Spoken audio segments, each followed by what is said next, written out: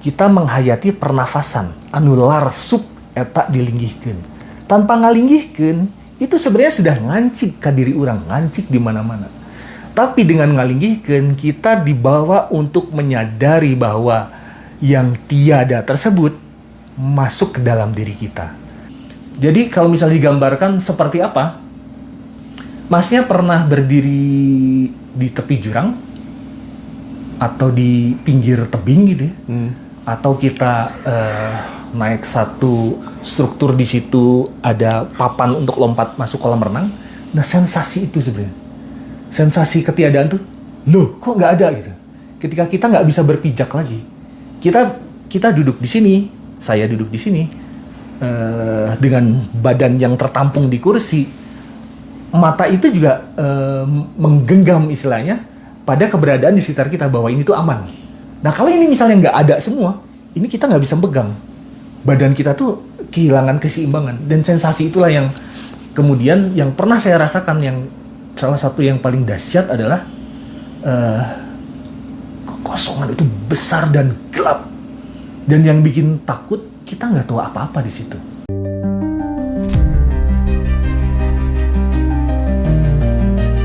Enlightenment seorang Nabi Muhammad ini kaitannya ternyata sama kemanusiaan gitu. Nah, perjalanan cerita itu sampai di dunia dewasanya itu udah masuk pelajaran filsafat, Indra. Spektrum ateis itu beda, dari mulai ateis yang paling santai sampai ateis yang paling radikal juga ada.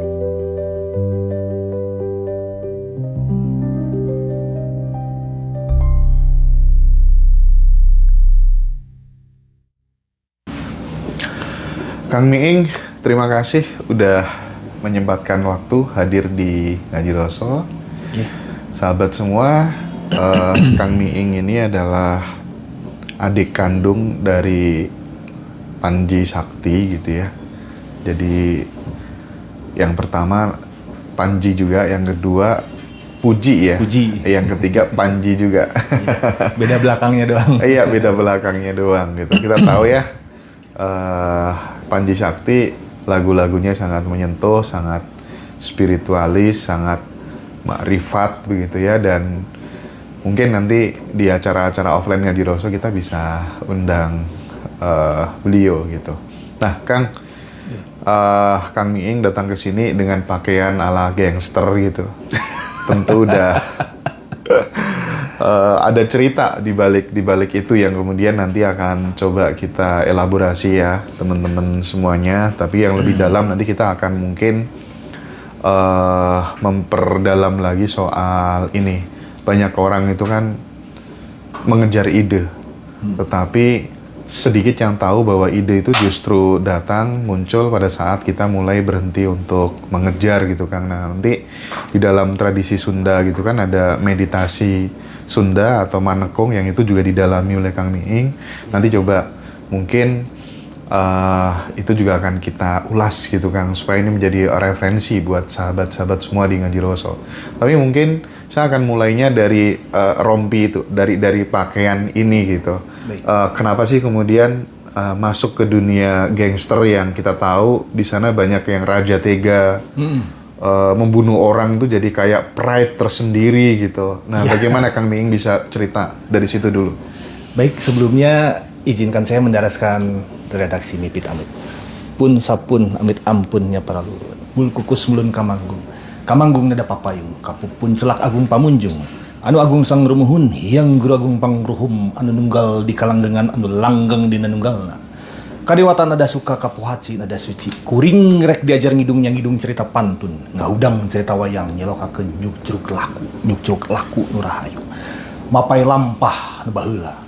Lulurung tujuh Bandung ke dalapan kerdi sorang. Bisina terus narutus, bisina narjang alas. Palias terus narutus, palias narjang alas.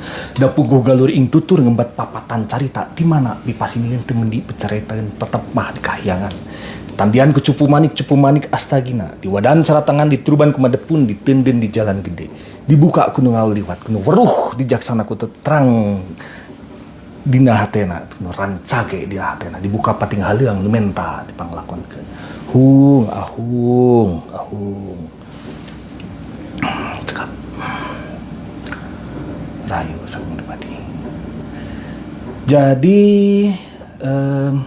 kami bertiga, 3 saudara ini, Panji Siswanto, Puji Siswanti, Panji Sisdianto, hidup dalam keluarga yang di situ ada dualisme. Ibu saya dari sebuah desa di Jepara yang lekat dengan tradisi pesantren. Sementara bapak saya, leluhurnya adalah yang tukang ngejebak konvoi Belanda. Nah, dalam menjebak konvoi Belanda ini, mereka menunggu lama puasa, hidup prihatin, pada saatnya turun menjalankan tugas. Nah, disitulah di kampung bapak saya itu dulunya lekat dengan kejawen. Ada dualisme itu. Ada tradisi pendatang dan ada tradisi yang juga datang tapi lebih dulu. Nah, kurang lebih kami hidup sekian usianya sampai mereka berdua meninggal dalam pergumulan yang ternyata di luar pun juga kurang lebih sama. Iya. Ketika saya punya pengalaman sedikitnya mengenyam gemblengan, walaupun nggak sempat pesantren seperti mondok gitu ya, tapi ternyata saya mendapatkan perspektif yang lain ketika saya terjun ke jalanan. Jadi tiga bersaudara ini, 2 kakak saya punya cerita masing-masing. Kakak saya Panji Sakti barangkali dengan cara dan apa yang dia tempuh, kemudian yang didapatkan dijadikan karya seperti yang kita tahu sekarang. Nah, sementara saya itu turun ke jalan dan berjumpa dengan orang-orang yang raja tega, yang keji-keji itu. Di antara mereka ada yang terus sampai sekarang masih begitu, ada yang kemudian beralih macam-macam. Ada yang kemudian jadi ustadz, ada yang kemudian jadi pedagang, ada yang kemudian jadi budayawan gitu. Nah, di situ saya mendapatkan perspektif lain ketimbang saya bergaul dengan hanya orang baik-baik doang gitu. Karena ada kengerian yang nampaknya sih di situ saya bisa mengidentifikasi lebih seksama bagaimana pengalaman emosi itu bekerja. Ada hasrat, ada gairah, ada dorongan, ada drive gitu ya, ada amarah gitu, ada kekejian gitu. Yang di sisi lain ternyata mereka juga bisa berbagi pandangan dan ada sisi lembutnya gitu. Jadi tentang bagaimana saya bisa ada di sini, kurang lebih ceritanya begini. Saya masuk kuliah di Seni Rupa ITB, dan puncak kemahasiswaan kala itu adalah membangun pasar seni, bikin pasar seni ITB. Saya jadi ketua tahun 2006. Kemudian dalam rangka membangun pasar seni itu, kami sowan ke sejumlah senior. Dan di antara senior tersebut ternyata ada yang mereka golongan pendiri klub ini. Tahun 80-an, tahun 90-an. Akhirnya di situ ada dialog, pasar seni sudah lewat, dan saya satu-satunya yang kemudian tertinggal di situ dibandingkan teman-teman yang lain sampai sekarang jadi pengurus di yayasan, di komunitas tersebut gitu. Nah, di sana ternyata membuka pengalaman bahwa kegiatan yang terjadi klub motor itu mereka harus melakukan perjalanan. Mereka harus mempersiapkan diri utama, mereka harus mempersiapkan medianya, motornya. Dan uniknya klub motor ini nggak boleh sembarangan motor, harus motor tua. Dalam kurun waktu tahun perakitan pembuatan 1970-an. Atau pada sesi tertentu tapi harus modifikasi. Nah, perjalanan ini itu yang ditugaskan oleh klub, dalam istilah lain geng ini. Dan di perjalanan tersebut bagi saya itu perjalanan spiritual.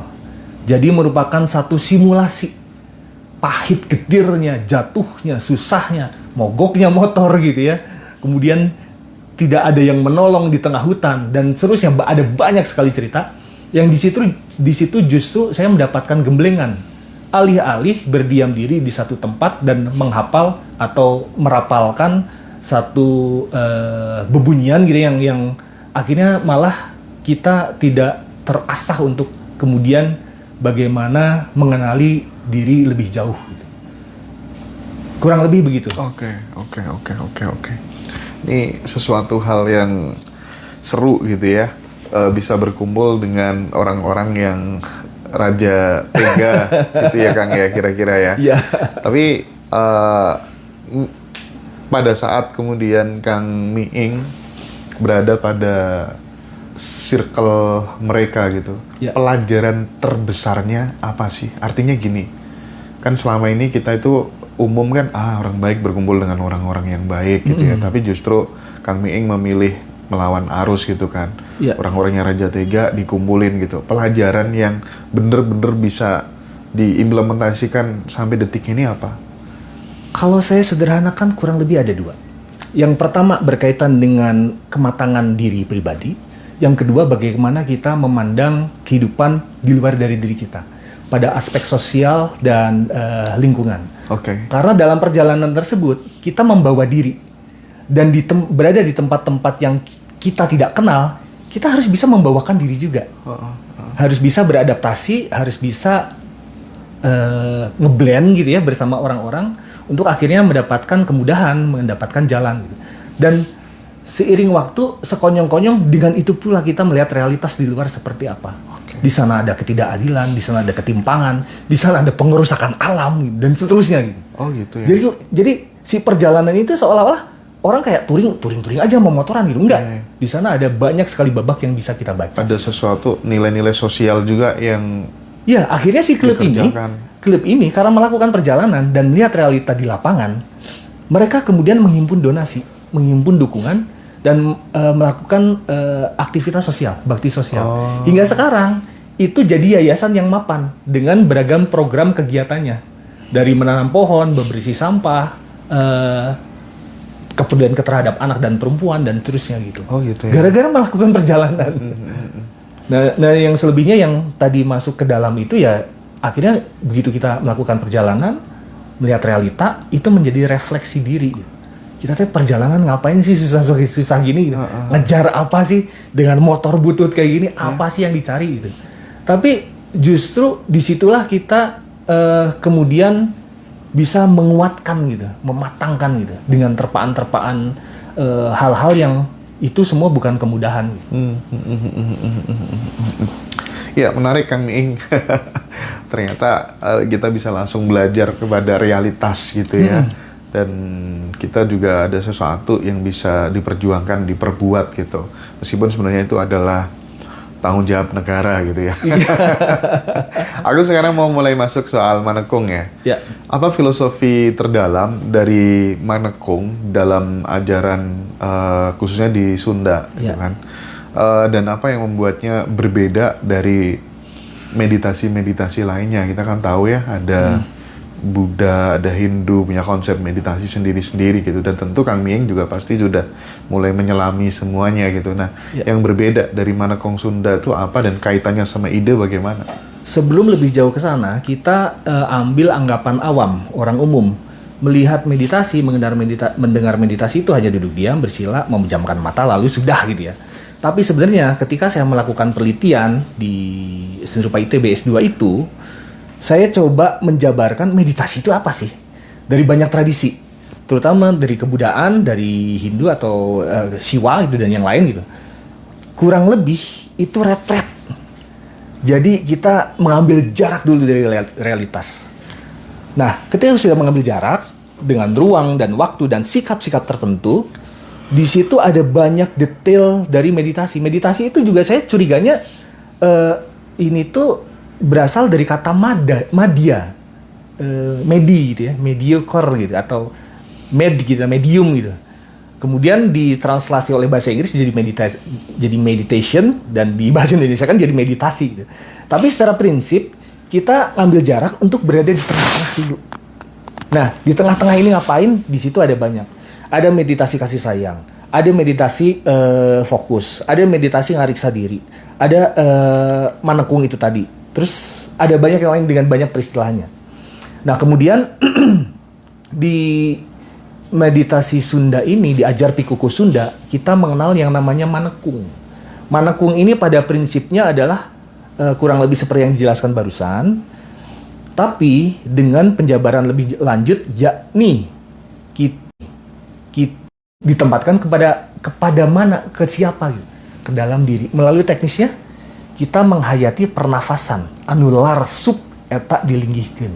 Tanpa ngalinggihkeun, itu sebenarnya sudah ngancik ka diri orang, ngancik di mana-mana. Tapi dengan ngalinggihkeun, kita dibawa untuk menyadari bahwa yang tiada tersebut masuk ke dalam diri kita. Nah, seiring waktu kita dengan memperhatikan nafas, jadi latihan meditasi atau latihan menekung itu apa? Menjadi pemerhati yang baik. 2 menit aja.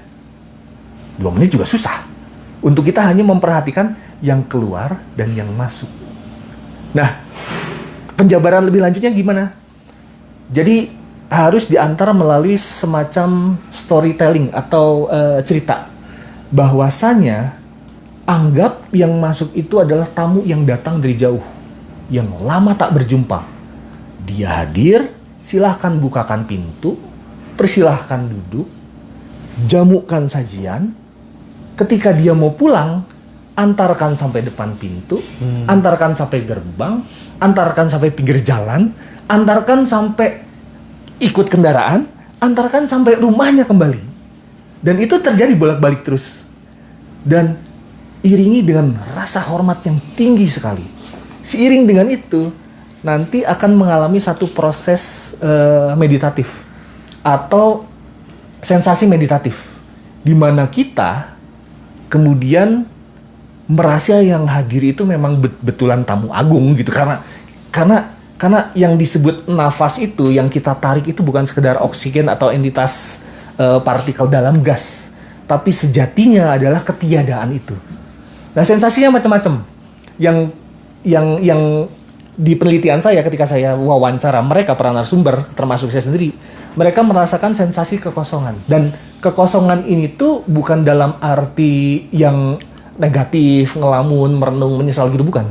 Tapi kekosongan yang kita kemudian sadar bahwa kita tuh menjadi bagian kecil sekali di pikiran yang kemudian berkecamuk, berkemelut, yang semula itu ramai di tubuh kita, di pikiran kita.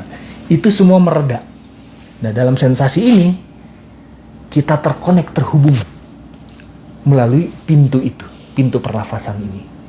Nah, hubungannya dengan ide, ketika mendapatkan sensasi suwung tersebut, disitulah ide ngancik. Selek. Jadi gambarannya, ini ruangan, meja, kursi segala macam, berantakan banyak barang, terus kita mau kerja. Kita akan susah. Iya, betul. Akan repot, karena akan terlalu banyak noise, kekotoran pikiran. Coba rapikan dulu, tempatkan pada tempatnya. Ketika ada satu ruang yang kosong, yuk kita mau ngerjain apa. Nah, disitulah baru kita linggihkan sesuatu yang lain. Kita mau bertugas mengerjakan apa. Nah, kurang lebih itu. Jadi, manekung ini akses untuk menuju kekosongan, dan ini berlapis. Jangan disangka, oh orang manekung, oh guys, terus udah gitu, enggak. Tapi ini sensasinya berlapis. Jadi kalau misalnya digambarkan seperti apa, Masnya pernah berdiri di tepi jurang atau di pinggir tebing gitu ya, atau kita naik satu struktur, di situ ada papan untuk lompat masuk kolam renang. Nah, sensasi itu sebenarnya, sensasi ketiadaan tuh, loh kok nggak ada gitu. Ketika kita nggak bisa berpijak lagi, kita duduk di sini, saya duduk di sini dengan badan yang tertampung di kursi, mata itu juga menggenggam istilahnya pada keberadaan di sekitar kita bahwa ini tuh aman. Nah, kalau ini misalnya nggak ada semua, ini kita nggak bisa pegang. Badan kita tuh kehilangan keseimbangan, dan sensasi itulah yang kemudian yang pernah saya rasakan, yang salah satu yang paling dahsyat adalah kekosongan itu besar dan gelap, dan yang bikin takut kita nggak tahu apa-apa di situ. Karena orang takut itu biasanya kan karena nggak ketidaktahuan, karena nggak tahu apa-apa. Nah, justru di manekung ini kita menembus ketakutan itu, dan diajar Pikuku Sunda paling tidak bisa disederhanakan menjadi 3 hal. Dengan pertanyaan, dari mana kita berasal dan akan kemana kita pergi, dan di antara itu kita ngapain. Dari mana kita berasal, kemana kita pulang, dan di antara itu kita ngapain. Nah, ini mengantarkan untuk kita menyelami tentang diri kita. Yang termaktub ngabelegedeg menang siga kieu teh, ya orang teh deuk nanaonan gitu.